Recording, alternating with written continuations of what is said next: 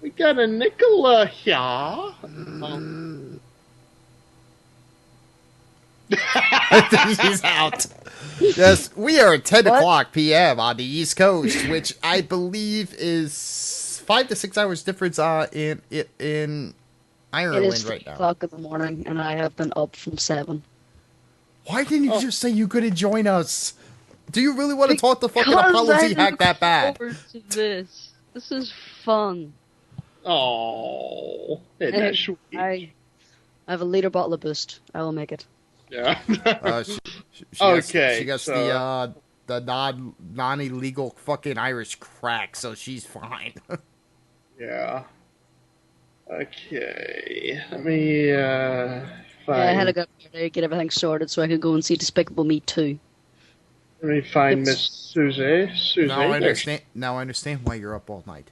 Like I said, I think Susie's not going to be able to join us. No, Susie said she's down for it. So I mean, they're in the same time zone. Oh, okay. I thought she said earlier that it was going to be too late, but all right. She just wants to show off her fucking new mic. She has a new mic. She wants to play with it. She wants to show it off. I can tell.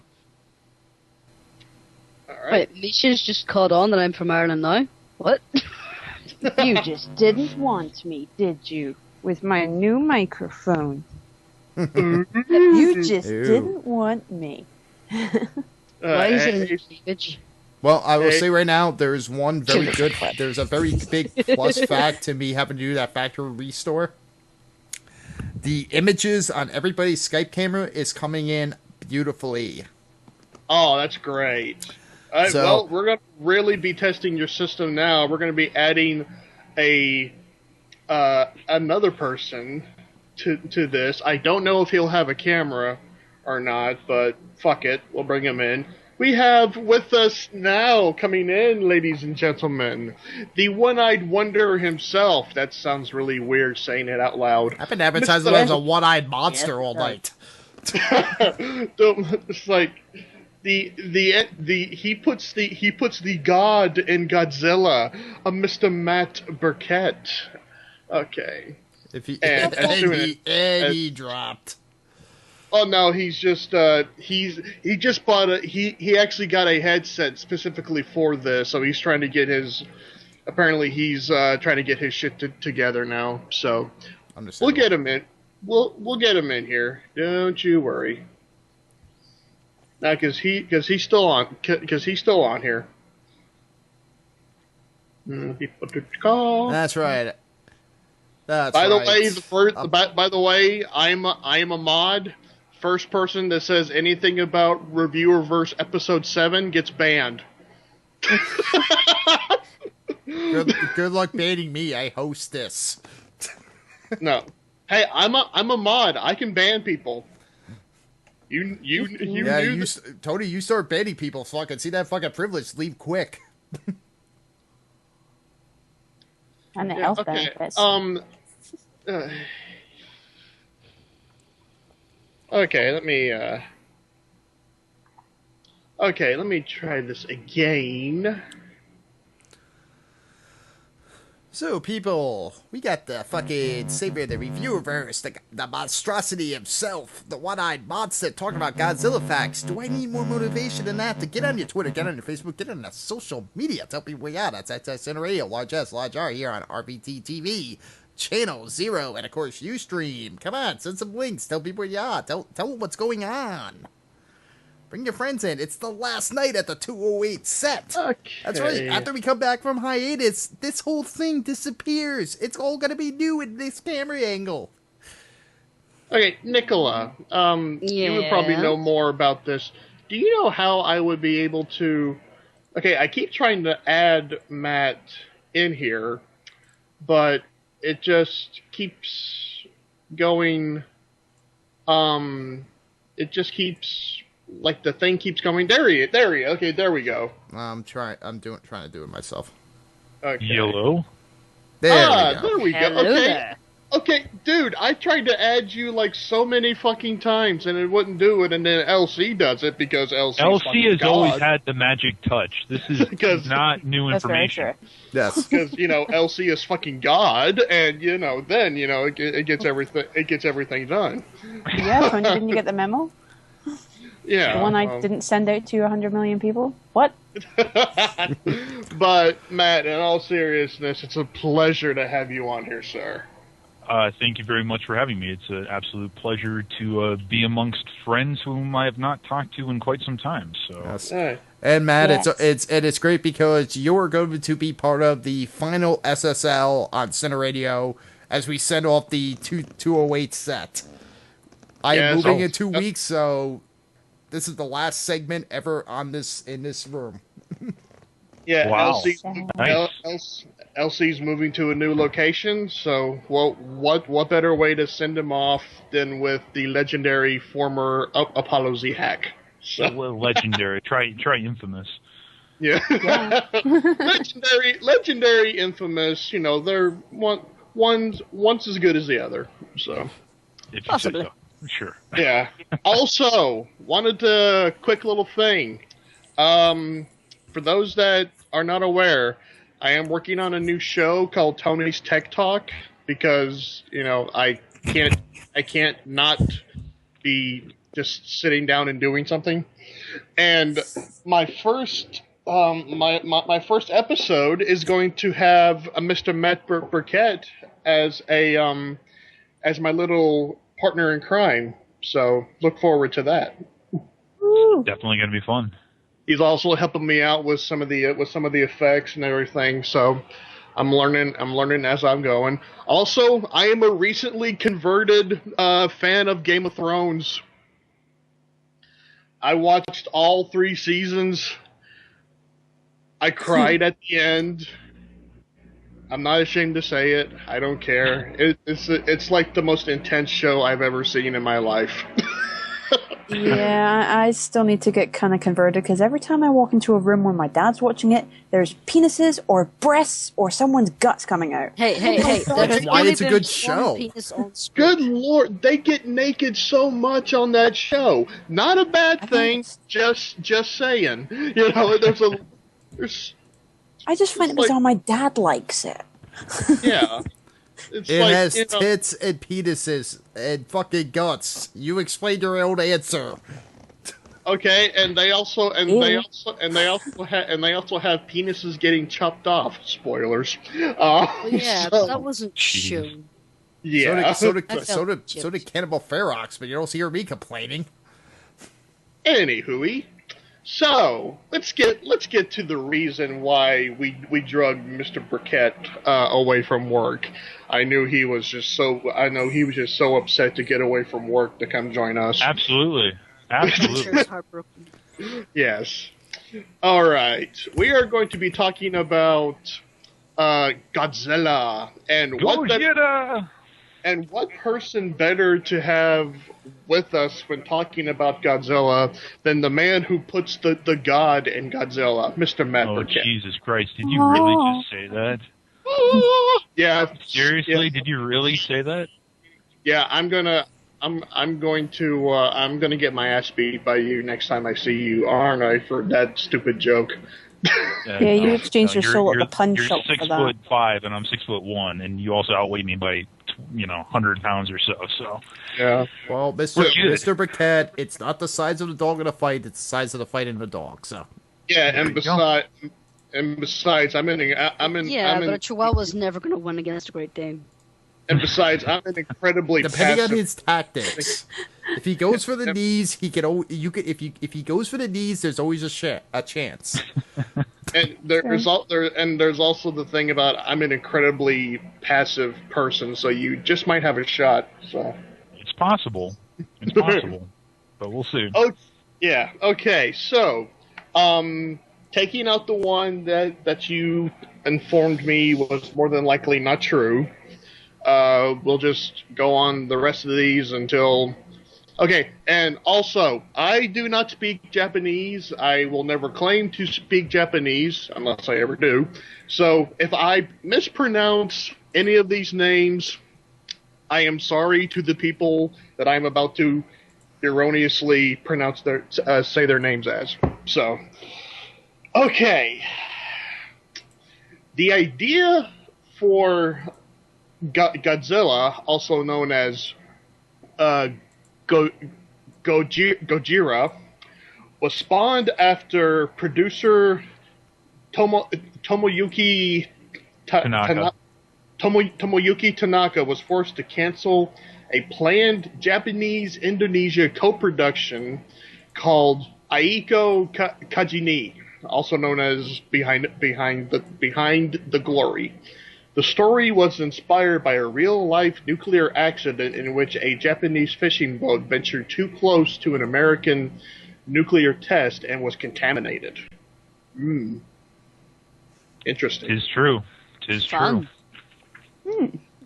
Special effects artist Eiji Tsuburaya. Yeah, thank you, Eiji Tsuburaya. Originally, that's the one that you said was false, so we'll skip over that one. Okay. Both. The next two are the same thing, but anyway, the name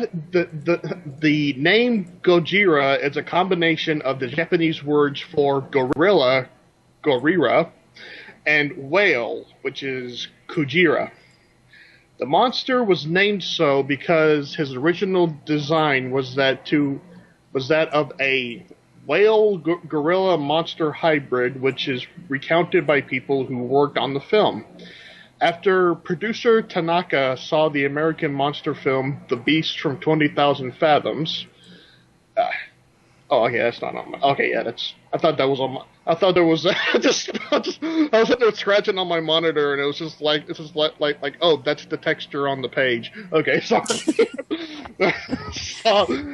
Producer Tanaka saw the American monster film The Beast from 20,000 Fathoms. He got his idea to turn Godzilla into a monster dinosaur. Despite the physical change, the name of the monster was kept. There has always been a legend that Godzilla was named after a hulking man nicknamed Gorilla Whale who worked for Toho. But this is untrue. Not only is there no evidence of this man ever existing, but the various stories about him keep changing throughout the years.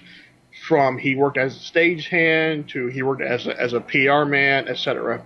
According to Kimi Honda, wife of Ishiro Honda, the gorilla whale man, was just an inside joke between her husband, and various others on the Toho lot. Specifically, producer Tanaka. And we have a stuffed animal for Susie over there. So I'm sorry, I'm doing. Oh no, cookies era. Oh, cookies. But yeah, okay. Okay. Now this is the part of the show called Ask Nicola Shit. Hooray. Okay. Nicola, darling. Just rough estimate. How much do you think that the original the first made Godzilla suit weighed? The original Godzilla suit? Yeah. Are we talking like, puppetry as well? No, the actual suit. We're talking the one the actor had to wear. Yeah, and we're talking. I am gonna assume it's somewhere between 180 and 200 pounds. Ah, very good, Nicola-san. That was very offensive. I apologize. Yes, the first made Godzilla. Yeah, obviously the correct term would have been Sama. Seriously. Yeah, well, I don't. Leave me alone. The first made Godzilla suit weighed around 200 pounds, making it rather difficult for the performer Haruo Nakajima. Damn it! I was gonna try to do it. Nakajima to move around in it. Damn you, Matt. Too late. And Matt, by the way, if you know any other things about what I'm saying, feel free to just interrupt and say things. You're doing great so far. I will, definitely. Okay. So you're allowed to interrupt him, but LC isn't. He gets angry when LC interrupts him. Well, it's just that, you know, LC does it all the goddamn time. Well, I'm going to make it a habit tonight to make sure that I wait for you to finish your sentence. Before I just chime in going, oh my god, I know this. Oh my god, this is the greatest film I've ever seen in my... No. Okay. But, okay. I think it's bigger than yours. I already knew this fact. No, be thankful I smacked him around the head for this habit last week. Also, the fact that I know pretty much jack to shit about Godzilla, so the show's yours, guys. There's that too. Since no film like this had ever been made in Japan, they had never attempted a suit like the one needed for Godzilla. Much of the attention of the first version was on visual design. They had neglected to consider the requirements of the performer inside. Some of the poured latex was inflexible. This factor in with the six and a half foot tall, over 200-pound suit was made it almost impossible to move.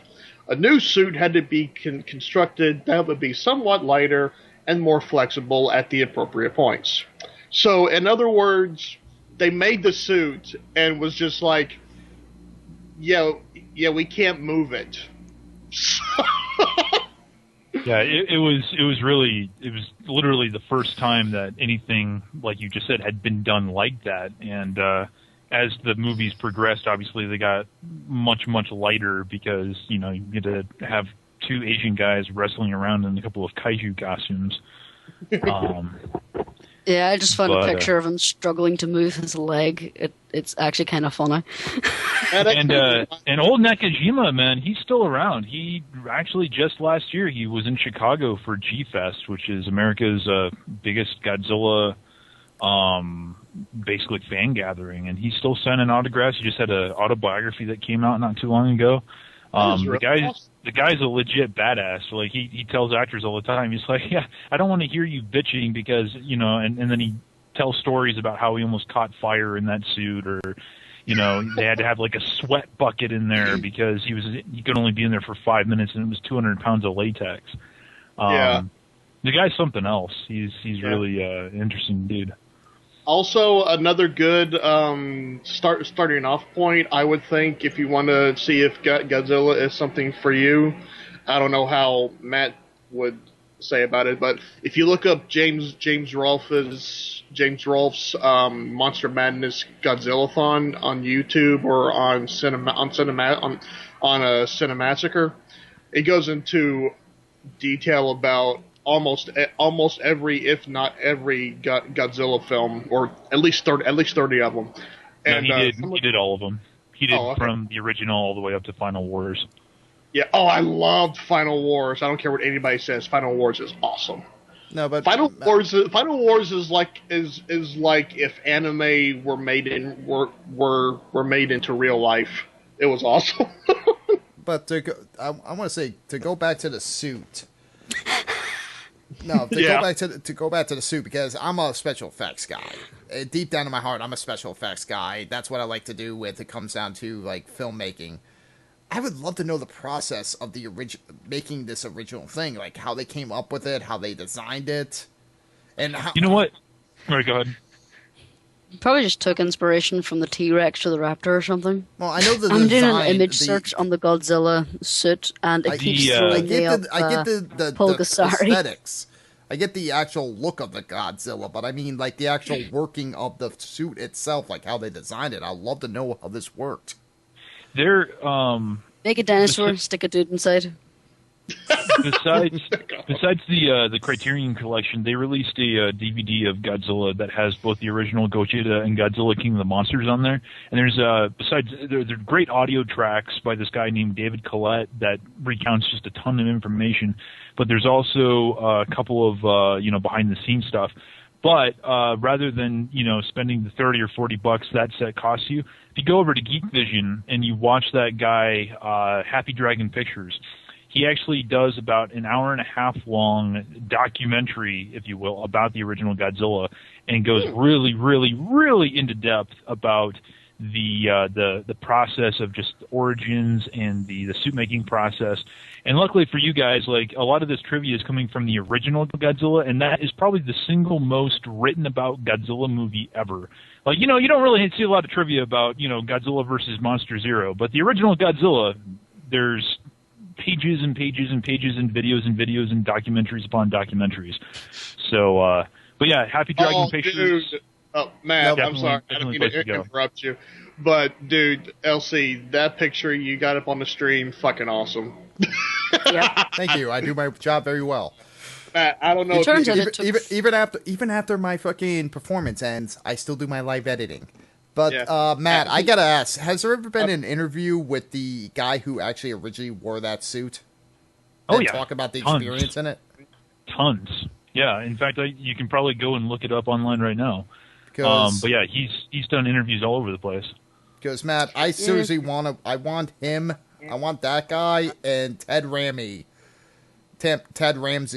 in a fucking panel together talking about the worst experience in a rubber suit ever. Because it sounds like very similar stories. That's why you got to go to G-Fest. For people who don't know who Ted Ramsey is, he's the guy who wore the grandmother suit in Evil Dead. And I know there's scenes from that film. I know there's scenes from that. I know there's scenes from that film. I know there's scenes from that film where literally they showed them pulling the latex off and like a faucet of sweat just pouring out of them. I want to know if there's a similar experience there with that guy. I just found an action figure, which I think is hilarious. Hang on, I have to show this to you. An action figure of the original Godzilla.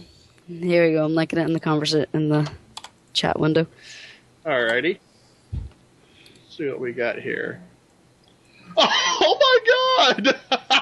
That is cool. It tickled me. But yeah, apparently it took 3 dudes to get him in this suit. That is really cool. Dude, you got to show this on the stream. Yeah, this is awesome. I got it the best I can. I don't have all that fancy equipment. I can't do that live as fast, but hey, we got okay, not to be breaking the fourth wall here, but we got a Shark Wayne in the chat. Hey, Shark. Hi, Shark. Yo. Okay, now Tony, fix the fourth wall. Okay. Moving right along. Because of the complexity of the production, the entire film was storyboarded. This is believed to be the very first time that this was done for a Japanese film. So, yeah. Interesting. So this is the first time they ever storyboard something in Japanese film? It's believed that this is the first time that they ever storyboarded for a Japanese film, yeah. What the fuck did they do before that? Fucking design ramen noodles? No, well, I mean... No, the director stood on stage on the thing and went, right, you do that, that. Was the art director, like, taking fucking noodles and fucking designing out, like, drawing out the scenes? Like, this is how it's gonna be. Right. Well, with the complexity of the special effects shots and everything, I mean, they would have to design it out. Most of the time, you're just talking about a film industry that was, shooting samurai movies or romance comedies or something like that. But there had literally been nothing like Godzilla up until that point. So, yeah, they did need to design that out. They did need to figure out exactly how those shots were going to look. Okay, let's see. Oh my god. Okay. Haruo Nakajima could walk about 30 feet in the original costume. And then fall over. Basically. now this is we couldn't walk over could walk only 30 feet in the original costume, which weighed over 200 pounds, or 91 kilograms for you people using your precious metric system. Later... We don't care about them. Yeah, stick with the Imperial. It's better. No, later costumes were a little Says lighter. The country that seceded from the Empire. Yeah, and with good. Yeah, we're not going to get into a political thing. I'll send God. I'll send fucking. Oh please, you're still sore about something that happened 200 years ago. My house is older than your country. Anywho, I shit you not. It's like, but all of the costumes were very heavy. I'm ignoring you, Nicola. It was also very hot inside. All of the costumes after the first one were easy to work with, as they were made to fit Nakajima, whereas the one that had been built for Godzilla had not been made for his body size. So, okay, that's mistake number one. You don't make if you have this person cast as your monster, you design it to work with your monster. You make it work. Okay, I know what I'm trying to say. God damn it! You design it. You make the suit to fit the dude. Thank you, Nicola. Thank you. I get the impression though that they made the suit first and then got the dude to be inside it. Damn you and your logic. Oh, you love me for it. That has almost nothing to do with it. All right. It was one. Let's see. One of the first Japanese movies to make it to Korea, after the rivalry between the two neighboring countries. So there's that. Okay, is anybody else the stream frozen for them? Yes. LC looks like he is staring off into the distance. Yeah, Elsie, you look either deep in thought or really high. With that heartbroken longing he has for his girlfriend that is far beyond the sea. Yeah. When is the love? I was trying to look up something, but I don't know. Is everything freaking bad, or is this happening all over again? No, it probably just froze. It happens. Don't worry about it. I'm recording, so the replay is all fine. Okay, cool. Anyway, don't know why this would happen. Okay. Oh God! Oh, now this is just lovely. It was not uncommon for a cup of Nakajima's sweat to be drained from the Godzilla suit. So it's pretty much what I said earlier. Yeah, a whole cup. Fun. That per dude, he must have lost a shit ton of weight. Yeah. Now onto the roar of. Now onto the roar. The sound department tried numerous animal roars for Godzilla, but felt they were unsuitable for an animal of such immense size. Akira Ifukubi, came up with Godzilla's roars by rubbing a coarse, resin-coated leather glove up against the strings of a bass, and reverberated the recording sound. Also, Godzilla's thunderous footsteps were made by beating a kettle drum with a knotted rope. The more you know.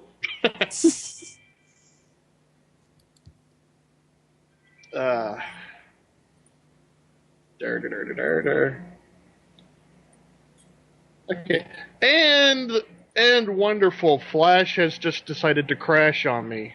Fucking A. Oh, huzzah. Okay, that explains probably why the stream is acting weird. There's probably some weird Flash update happening that happens every fucking goddamn week. Yeah, they need to just get. Seriously, why do fucking developers still use Flash? I mean, I know we're talking about Godzilla, but why do they keep using Flash? It's the worst software ever. It does nothing but fucking screw up. Because it used to work. Yeah, it used to. it used to work, and now it doesn't. Now all it does is fucking screw up every week. Yeah. Fucking ads. Okay, anyway. Matt, you still with us? Yep, still here. Okay, just making sure. You got really quiet there. All right. The electrical towers that Godzilla melts with his radioactive breath are actually made of wax. The special effects crew melted them by blowing hot air on them, as well as shining hot studio lights on them on them for the white hot effect. I'm sure the actor in the suit loved that. Oh yeah, you got to know that. Wow, my face looks really fucked up on the stream right now. I look all garbled. I feel like I'll look like I'm in the witness protection program. Sorry, I've never seen him before. I don't know where he is. Sorry. No. You look like you're about to throttle the Godzilla on my screen. You're just kind of glaring at it out of the corner of your eye. It's kind of funny. I'm just looking at him like, I know what you did.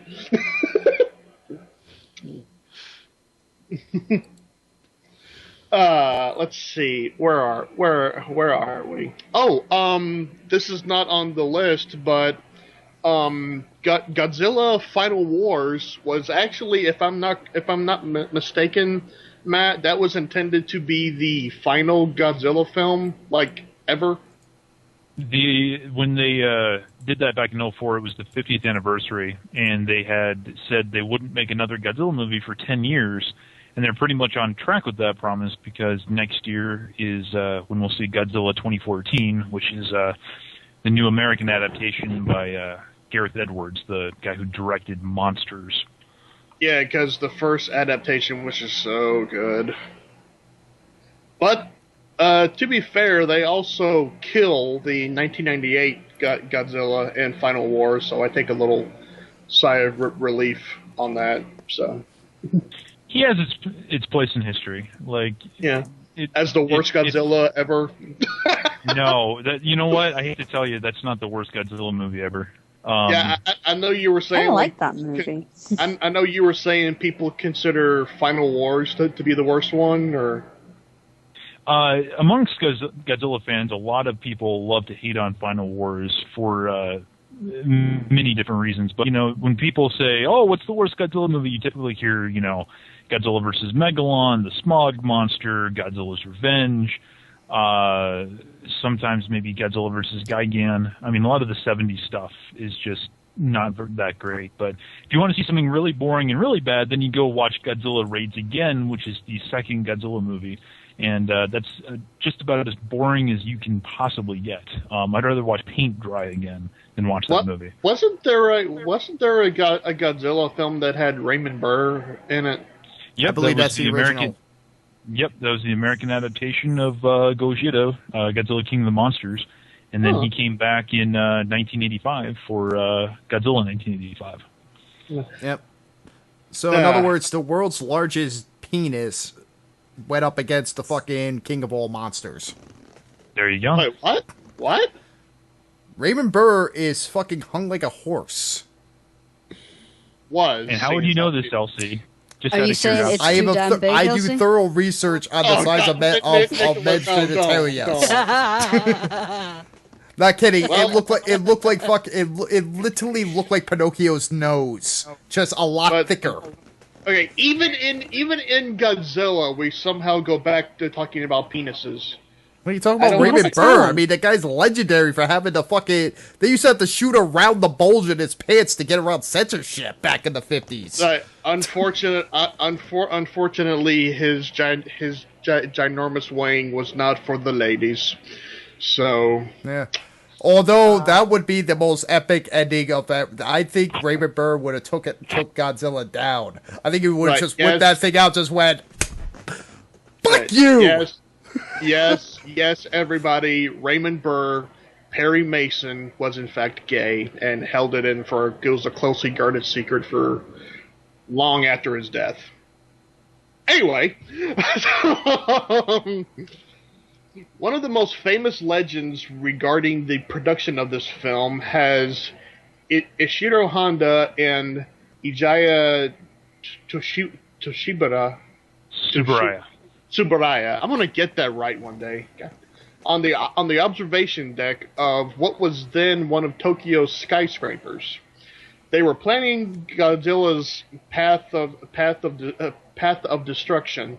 Other visitors on the deck became concerned when portions of their conversation were overheard. The pair were stopped by authorities and questioned. Okay, that's just funny. That just gives me a chuckle. I imagine the cop who had to stop them. It was like, what are you doing? Like, excuse me, sir, are you planning on destroying Tokyo? No. Well, that's not what this lady over here said.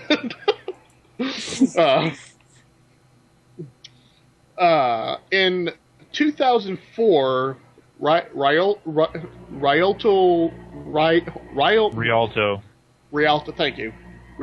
Pictures released the original Japanese version of Gojira in the United States for the first time. The release included a new print in the original Japanese with English subtitles. Now, Matt, let me ask you, as a fan of not only Godzilla but also Tokusatsu and Kamen Rider and all that, do you prefer dubbed in lines or the original, or dubbed or subbed?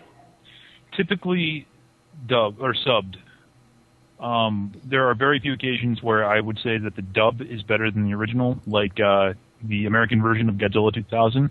They not only dubbed it over, but they also gave it a completely new sound design, and it just makes everything sound that much more cinematic and more Hollywood-like, and it really just enhances the production. They did a little bit of editing to make it a little bit of a tighter, runtime, and it flows a lot better than the original. But, some of the older things throw shit in there that shouldn't be in there, so I would always go original first, and anything that might come afterwards, watch that on occasion. Okay. Now, this is for everybody but Matt, because he will no doubt know this. I'm going to run down everybody in this chat and in the Scott chat, and we'll just see who gets this right.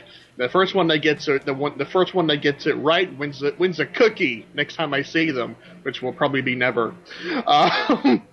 In 2000, in the year 2004. Godzilla received what honor for his 50th anniversary? Let's start with Elsie. Lifetime Achievement Award, I believe. Close, but I need specifics. I know he won an MTV Movie Award for Lifetime Achievement. Okay, so you're going to go with that? Okay, you are wrong. Susie. You can do this. I have a moderate amount of faith in you. Glad you do. I don't know if it's anything to do with the Oscars. I don't know if it would be. You're so close. You're so close. It's something to do with the Oscars, because I remember something about Godzilla coming up. Damn you, it's 3:30 in the morning. I don't know. Okay, Nicola.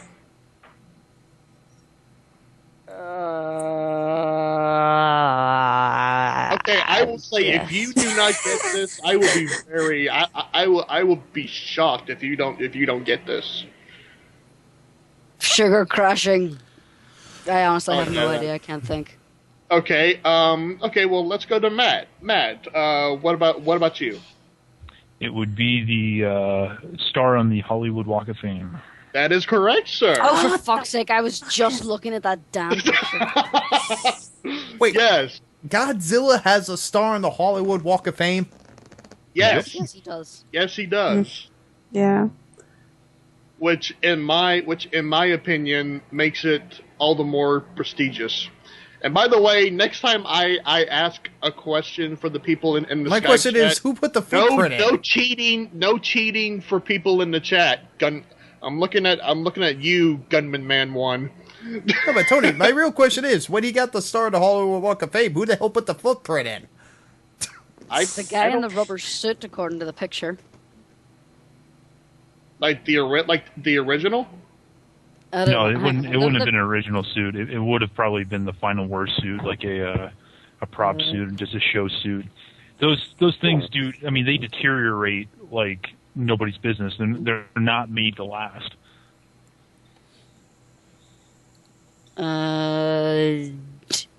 Here we go. I have an image. If my computer will work. I want to know what stars his are next to now. And I also have a picture of the footprints. Again, if my goddamn computer will work. So you need to go. You need to go and get a good American. See, Nicola, this is why you need to go out and get a good American computer. Or do you have a good old American computer? In which case, I understand it's shit. No, because an American computer would never run half the shit I want it to run. And it would probably cost you three times as much. Welcome to the computer I'm running at the moment has a off-the-shelf value of 1,600. Damn. I built it by buying the components myself for 700. Ah, yes, I did that with mine. Okay, I'm looking at this right now. I'm calling shenanigans. There is no way that is the footprint of the original fucking Godzilla suit. That looks like the footprint of the fucking remake. Yeah, I've just realized that's an advertisement for crisps. They can load those all, except for when it comes out to fucking photo imagery. Okay, well, Google lied to me. Okay, damn you, Google, for lying to us. Okay. Also, little tidbit: the simultaneous production of this film and Shishinin no Samurai. I think I'm pronouncing that right. Nearly forced Toho Pictures into bankruptcy. That would be Seven Samurai by Akira Kurosawa, one of the most famous works that has ever come out of Japan. Why didn't they just call it Seven Samurai on here? I mean, it would have been so much easier. Because that's the Japanese name. American translation next to Japanese, probably. You and your things about being the way they should be. How dare you, Matt? Also really interesting is that both of the directors, Ishiro Honda, who was the director of the original Godzilla, and Akira Kurosawa were actually extremely good friends. Honda was an assistant director, I believe, on a number of his movies, and for a time, Kurosawa actually wanted to direct a Godzilla movie, but Toho, the studio, would not let him because he was like their top export, and they didn't want his name kind of, I guess, blemished by directing a Godzilla movie. Through this whole conversation, the theme song to Godzilla and Godzuki has been running through my head. And that was a dumbass cartoon. Really? I had BBC fucking constantly going. Or BOC. Let's see. In the original Godzilla, there was supposed to be a flashback scene filmed showing Emiko and Serizawa as teenagers that was to explain their relationship. However, it was deleted because it was felt that it slowed down the film. Probably would have. So, yeah. Have any of you guys actually seen the original movie? No, I have.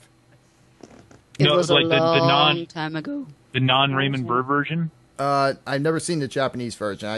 I've only seen the classic, what's considered the classic American version. You got to see the original Japanese version, man. There's no such thing as... Yeah, but Matt, that would require me to read, and I don't want to read while I'm watching a film. You're losing out, man. You're losing out. If I want to read, I'll get the fucking novel. I don't want to read while I'm watching a movie. It feels like fucking homework. Hey, you guys are missing out on so much with that attitude. No. I seriously feel like if I have to read during the course of a film, I feel like I should be better off reading the book. But what if it isn't a book to begin with? Then I'll find an adaptation of it. What if the book is not available in English? Then I will fucking run it through Google fucking Translate. Really? You fucking trust that?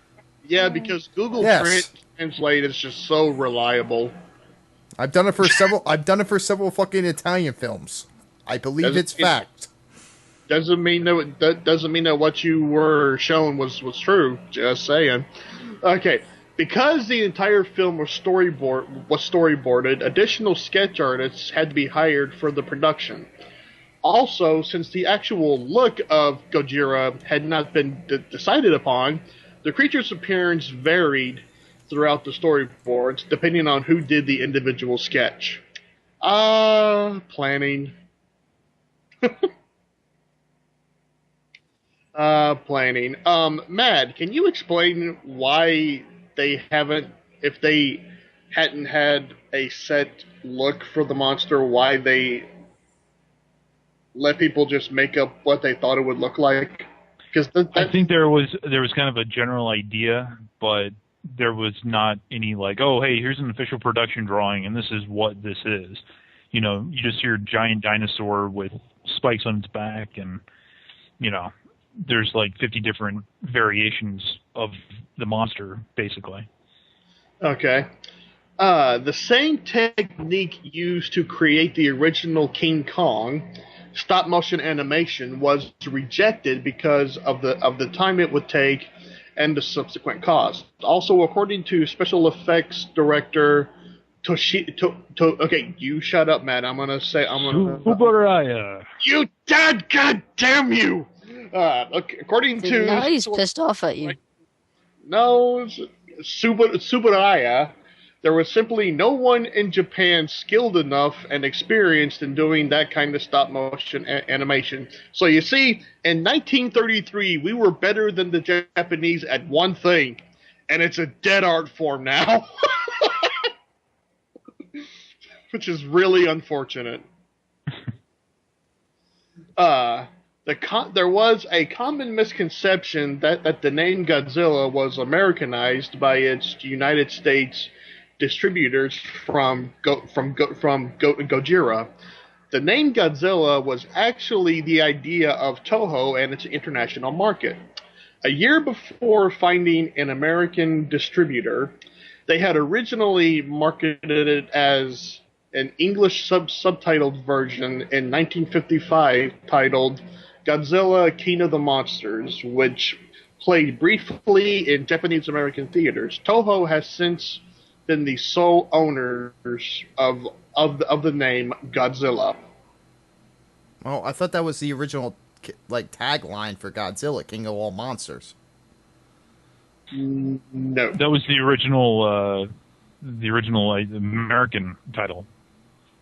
Oh, okay. But it wasn't in the original Japanese one. America gave him that title. Oh, okay. So, okay, when are we going to get to the part where he fucking fights Donkey Kong?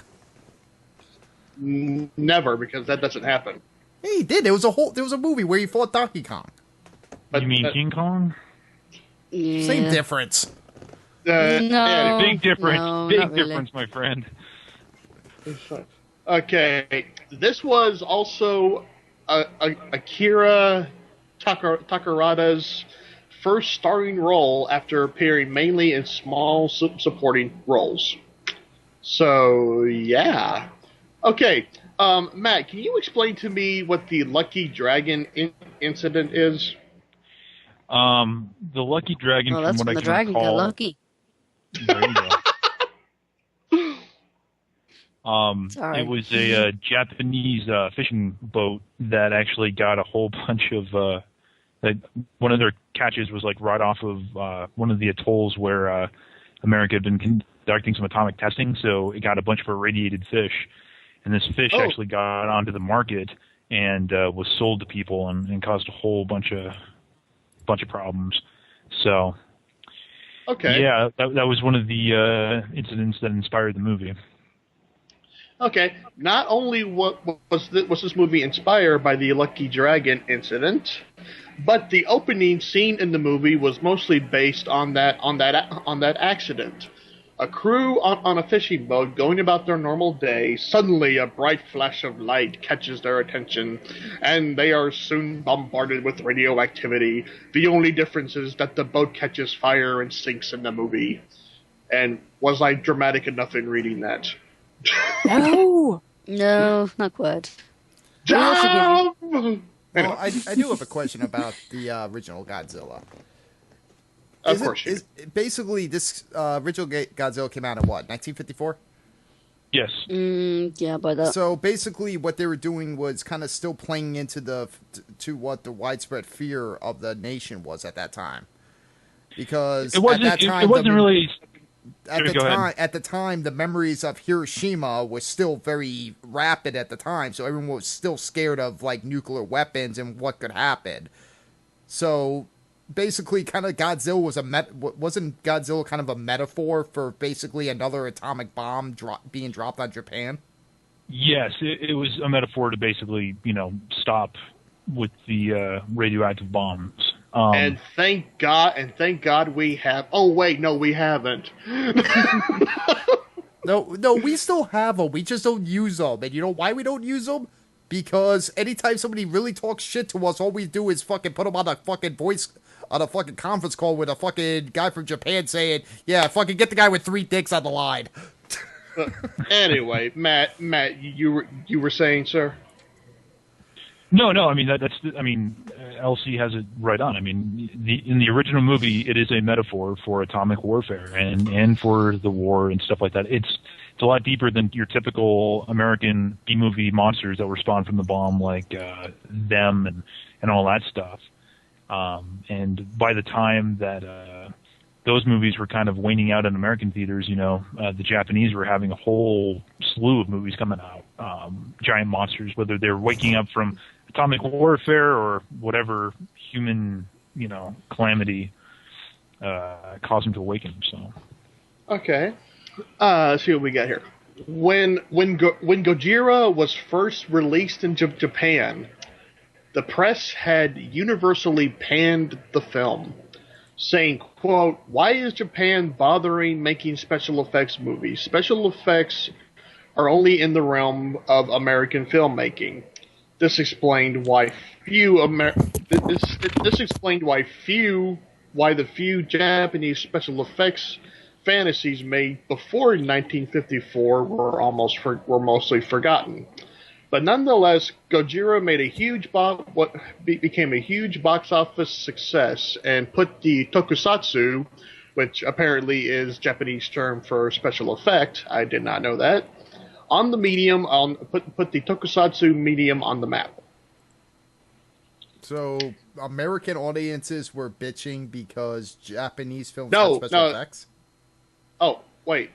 The Japanese press, according to this, was panning it. I don't necessarily know if that's true, but I mean that movie did really good business, and it did jumpstart 20 years worth of yeah, exactly.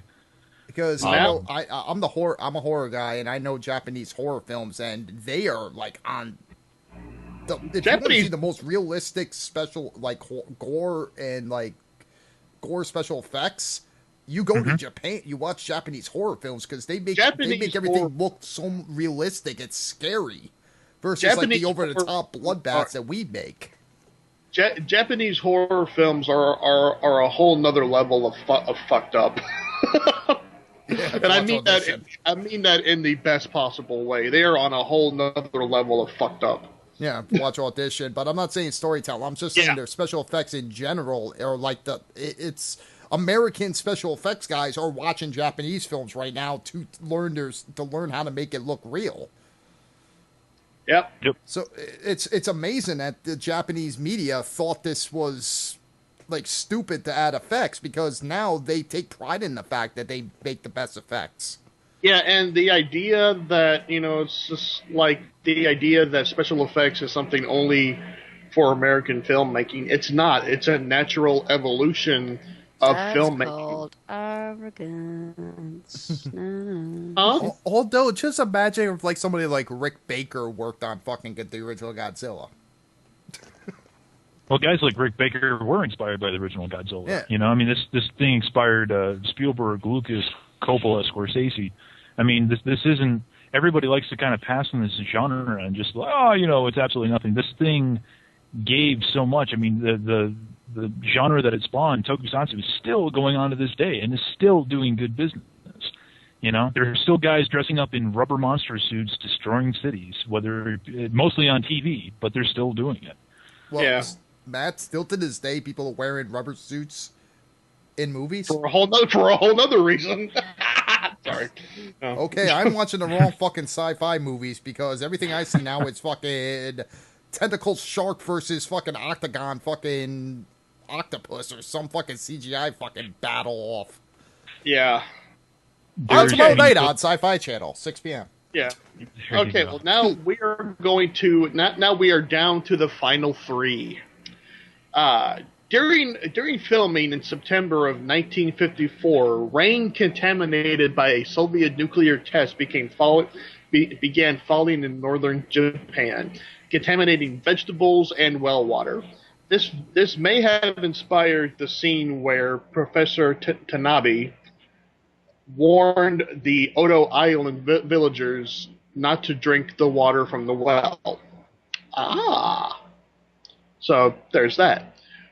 One of the original Godzilla designs was a monster with a head shaped like a mushroom, intended to recall images of mushroom clouds. A sketch of this design can be seen on the special edition Gojira, the original Japanese masterpiece DVD. And finally, the last one of the night. One of the potential names for Godzilla was. Matt, you're gonna need to help me out with this one. Anguirus. Anguirus, thank you. Was Anguirus. The name was discarded, but used in the second Godzilla film, Gojira no Gasa. Godzilla Raids Again. Yeah, Godzilla Raids Again, as the name of the monster that Godzilla fights. So. Yeah, I don't know if that's true, but yeah, they wanted to call him Stanley. I don't know. I'm just a semi-pretty face that's saying these things. So no, I say that's the true real story. One of the writers was that ambitious they wanted to call it Stanley. Yeah, that's my true real story, and I'm sticking to it. So yeah. Also, Matt. Now that we have you here, any facts about Godzilla that you think we might find of interest? Just off the top of my head. Actually, that reminds me. Let me try to find that little thingy that you were talking to me about the other day. On here, let me see. Bear with me. Let me just try to find it. Okay, these are a couple of questions that Matt submitted to me when I first brought this up to him to do this segment. In other words, this is the top 10 questions rejected for this segment. These are actually a couple. They're only two, and they're actually really good ones. These are multiple choice. Okay, first one: which foe has Godzilla never fought? A. The Titanic. B. The Avengers. C. Gamera. Or D. Charles Barkley. Well, I know he fought Charles Barkley. Titanic.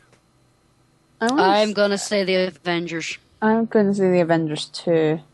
You would all be wrong. The answer is Gamera. Really? Yes. Wasn't there a whole film dedicated Gamera to that? was another series. They never actually crossed over. Correct. When Marvel had the license to Godzilla in the 1970s, they pitted him against a whole bunch of people, including the Avengers. Oh dear God. And there was like, the real question. Hang on. So Godzilla sunk the Titanic? Yeah. There was like Excuse me, I have to go to Belfast to make some changes to the museum. It all makes sense now. All these years we were told it was an iceberg, but no, it was Godzilla. He started it all. No. Although, in a fair note, guys, if fucking Godzilla came up from the ocean and grabbed Leonardo DiCaprio at the end of the film, it would have been a whole lot better. Yeah. So Matt, can you please explain how, in reality, Godzilla sunk the Titanic? There was if I'm not mistaken, another comic by Dark Horse. This one was in the 90s. There was a story of him, basically Godzilla being thrown back in time, where he encountered the Titanic and he encountered the Spanish Armada, and it was kind of crazy. But yeah, he blew up the Titanic. Okay, and second one. What Godzilla movie was never really seriously considered? Okay, just to clarify, we'll do these one at a time. So I'll go to Elsie, Susie, and then Nicola, and then we'll do that like that. Okay, which Godzilla movie was never really seriously considered? A. Godzilla vs. Satan. B. Godzilla versus Frankenstein. C. Why do you laugh? C. Godzilla versus Batman. Or D. Godzilla versus Super Sentai, aka Power Rangers. Okay, I can give a good. Okay, starting with LC. Go. I can give a good in-depth reason behind each and every single one of those, but something tells me Sentai Power Rangers because it just seems like the most obvious answer. Okay, I will tell you if you are right or wrong at the end. Okay, Susie, what's your pick? I just want to say Frankenstein because I immediately got in my head the clip from Young Frankenstein of Godzilla and Frankenstein doing Putting on the Ritz. Oh my God. I want a Flash animation made of it now. I need an animator. We need this made. When you're blue, when you go to Thank you, that image is now in my head. Says, put it on the Ritz. And Nicola. To be honest, I think LC has a bit of merit in his guess about the Power Rangers. Mm-hmm. So yeah, I'll go with that. Yeah, I'll go with that. Okay, so we have. I'm probably wrong. So we have two for D, and one for Godzilla versus Frankenstein. The correct answer is, drum roll, Godzilla versus Super Sentai. Yay! Apparently, Toho was considering looking at Batman after the success of Godzilla versus King Kong. Yeah, and I'm almost completely quoting. Tony and Matt, correct me if I'm wrong. Wasn't the inspiration for the T-Rex Dragonzord based on freaking Godzilla? Correct. See, I did not know that. I mean, it kind of makes sense, but I mean, that's awesome. Okay, well, everybody, I hope you enjoyed. No, I got one question. For Matt, seeing how we're talking about Godzilla. Why the fuck hasn't Godzilla ever gone up against his greatest opponent? Matthew Which Broderick? is? Why haven't we had a Godzilla versus Smogzilla battle royal? Smogzilla? What? If anyone getting the Quackbusters reference? Oh no. God! Oh God, yeah. Smogzilla, the parody. It's Smogzilla, the Godzilla parody in the Looney Tunes cartoon Quackbusters. Oh my God! I have no idea. I have no idea what you're talking about. I just made such an obscure. I just made such an obscure reference. Nobody even knew what I was talking about. I did. I just made either the epic nerd joke or I'm a complete idiot. I'll be both. My brain isn't functioning anymore. It's a little bit of column A, a little bit of column B. Schmodzilla is the Looney Tunes Godzilla. Okay. Also, but Matt, but Matt, I do have a legit question for you. Will they ever release? I know that in Japan they had the entire box set of Godzilla movies, which was, I think you said it was like 30 movies. A little less than that, about 28 or so, 27, 28. Yeah, but you can only get it through Japan, and it's like an ungodly amount. Will they ever send that over here? And if not, how? No. Why?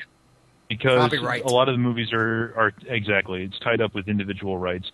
Like Universal owns the rights of King Kong versus Godzilla for American distribution. The rights to Godzilla 1985 are still tied up somewhere. We're not really quite sure who has them. The rights to Godzilla versus Biollante just recently got released from Miramax, and that finally got put on DVD. But there's still like one or two Godzilla movies that has not appeared on DVD or Blu-ray here in the States. Really? Yeah. Godzilla 1985. I mean, like not on DVD like at all, or just not officially. Matt, not quick officially. Question. I mean, Matt, yes. Quick question. What actual DVD? What movies are those? Godzilla 1985, and actually now that I'm thinking about it, probably King Kong versus Godzilla, the Japanese version. You can pretty much get every Japanese version of every other movie, of all the old ones, the current ones, and all that, but you cannot get the Japanese version of King Kong versus Godzilla. Wow. If you want a DVD version of King Kong versus Godzilla or Godzilla 1985, I can just go down to the little dollar store down the street that they got a whole rack of them. There you go. I can mail it to you. I mean, that's the only way you can get it, though, is through bootleg stuff, unfortunately. Yeah. I mean, it's basically doesn't have a start menu, or it's basically like a fucking marker on a fucking CD, but I can get it for you. Yeah, it's one of those where you just put it in, and the only menu is the thing that says press play. Very true. By the way, I got a copy of Devil Bat once that way. So, but Matt, there is one more question. I know you're not. Technically, wouldn't King Kong fall into the same category of what we're talking about here? The American King Kong or the Japanese King Kong? No, I mean just like King Kong in general, when it comes to like monsters in costume. No, because King Kong wasn't a guy in a costume. The original, he was stop motion animation. Oh well, that's just Tony. I can actually explain this. Well, okay. Well, see, okay. Tony, I can actually explain this. Okay. Elsie, you hush. I have a point here. Okay, I know that it was stop motion, but and I'm going to cite James Rolfe as a source on this. So take that for what you will. He did a countdown of the top 10 lost films. And one of those was a King Kong movie made before the quote unquote what is now considered the original King Kong. Supposedly, supposedly, yeah. And I say supposedly because there's another movie floating out there about the abominable snowman, the Yeti, that was made, I believe, before Godzilla. I don't think that he discovered some weird thing. I mean, there are people who with far better credentials than myself, like authors like Steve Reifel or historians like August Ragone, that could probably back that up. But yeah, there was no Japanese King Kong before that. I think Rolfe just found something and he assumed that that's what it was. Not trying to put him down, but I don't. He's not an expert on Godzilla. I'm not either, but there are people who have access to the people that worked on these movies and archives and stuff like that. And that point would have been discovered by somebody a long time ago. So you think he might have just jumped the gun a little bit? More than likely. If TCM hasn't discovered that film, nobody has. Because trust me, if those guys can find the original stills for fucking London Up to Midnight, they can find anything. My god! If they could find that movie. Oh my God, that would be an amazing. Okay, well, see, one of my favorite films, Nosferatu, made in 1922. For a long time, that was considered a lost film. Yeah, because the Bram Stoker's family realized that it was based on Dracula and demanded that all copies were destroyed. Yeah, and it was found in a private collection of somebody's, and they just changed the names back. Or depending on which version you get, they just left the names in. So it's like Count Orlok is now Count Dracula once again. So it depends on what version you get. The official version, I'm sure, is like Count Orlok, but I still don't understand the. Okay, I'm not going to say it because I'm going to sound like an idiot if I say it out loud. So I'm not going to say anything. Fuck it. I'll say it. Okay, Matt, maybe you can help me out with this too. I don't understand the practice behind selling films that are considered in the public domain that you can procure for free, legally. What about it? This is actually a simple concept. I don't understand the nature. Okay, it's like, okay, Nosferatu is in the public domain. I could download it right now legally for free. No legal ramifications. But they have like Nosferatu, the ultra super duper version with 3.5 seconds of more footage or whatever the fuck they add to it to beef up the price. I might sound naive, I might sound stupid, but I just don't understand the thinking behind that. Because it's a simple concept. Money. Pretty much, it means this is free. I mean, it's as free as dirt. It is literally free as grass, free as water. Nobody can claim ownership to it. So what they do is they sit there and take the footage, make their own DVDs, make their own VHS tapes, put their own fucking little fucking discs together, and then they sell it. Well, see, nobody has their ownership to it, but everybody has the right to sell it. But I don't. I can play Nosferatu right now on this stream, and actually not on this stream because me and Justin TV has a good fuck because of my sound exchange. But I could sit there and go on Justin TV that are Nazis for copyright, and literally fucking show the entire film with no problems. I could upload Nosferatu to YouTube with no fucking problems because nobody owns it, so there's no copyright. So I could basically I can sell and produce that film as much as possible because it's basically as free as water. But I don't understand how, like, if Warner Brothers decides that they want to distribute Nosferatu, which is in the public domain, it's readily available. Legally get it for free, no ramifications.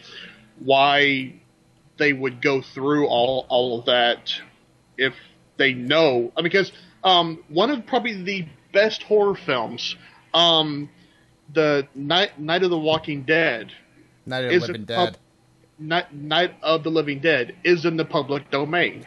It's free. It's free content that you can market and sell.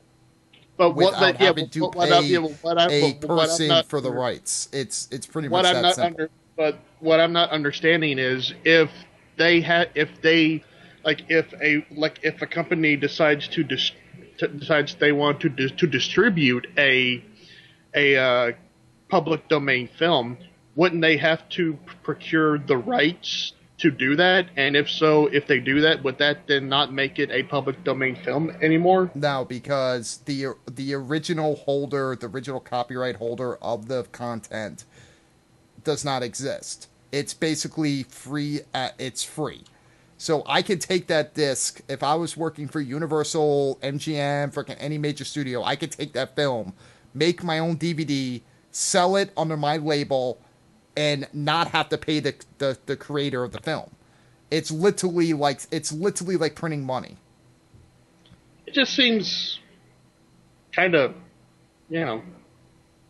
Yeah, I know. It's like the fact that Romero never made a damn cent off of Night of the Living Dead. It just seems like guess what? A ton of different studios and a ton of different fucking video like DVD companies have made a fortune selling Night of the Living Dead DVDs.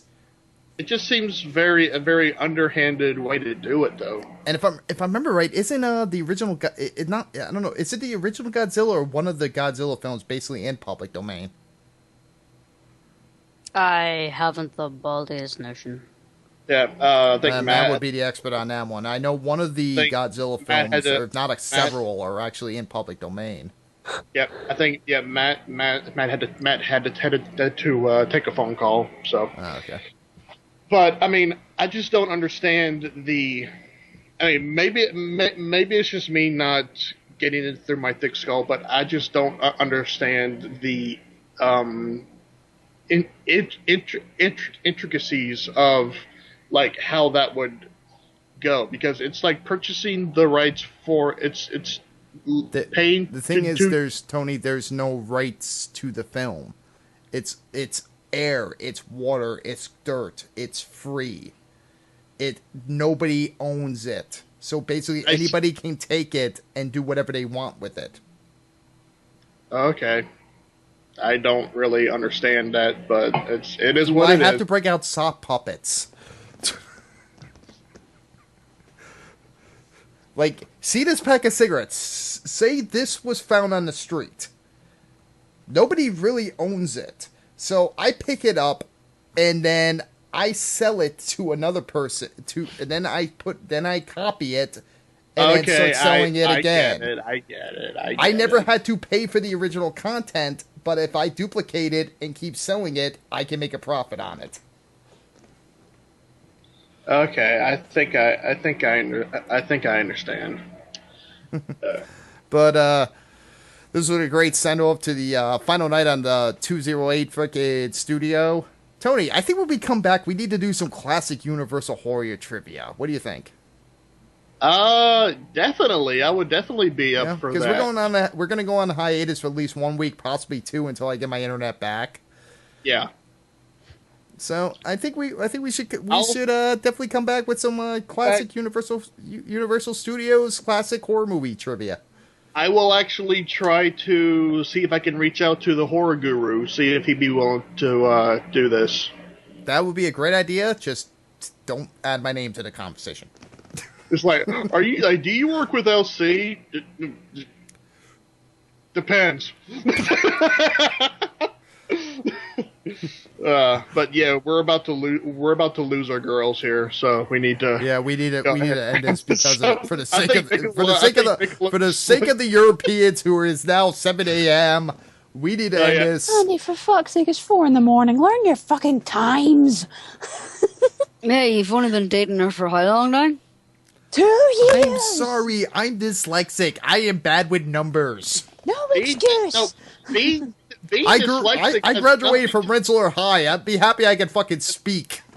LC, being dyslexic has shit to do with numbers. It has to do with reading. Actually, it does. There's several different types of dyslexia. Nicola, you're shut up, Nicola. I grew up. I graduated from a fucking fucking inner city New York school. Be happy I can read. Nicola, I am dyslexic too. Yeah. In fact, there was an old joke about O.J. Simpson. It's like, hey, it turns out O.J. Simpson is dyslexic. See, everybody, he's been telling us all this time he actually did do it. See, I didn't do it. See, is that no? By the way, totally different tangent. What the fuck was up with that book if I did it? I believe that's what you call guilty conscience. Okay, the European girls, you two have no idea what I'm talking about, do you? O.J. Simpson, what was he, like a sports dude or something? He killed his wife. He's the guy who and was then famous got in the away with it. 90s for killing his ex-wife. Otherwise known as the divorcee's favorite person in the world. And then he went down for having a bit of a fit in a sports memorabilia shop and stealing shit. Yeah. He was also an actor. He was in the Naked Gun movies and stuff. Yeah, he was the guy in the wheelchair that fell down the stadium steps. Yeah, he was the black guy. He was the black guy in Naked Gun. It's like O.J. Simpson. What did he play? Black guy. Yeah. Wait, O.J. Simpson was an actor? Where was he in? He was a black guy in Naked Gun. Oh, man, he was hilarious. He was literally the token black guy, unfortunately, or fortunately, depending on how you look at it. But Tony, some of our Euro lassies can get some sleep. I think we need to end it for the night. We're now 30 minutes over our normal time, and we need to end this show very soon.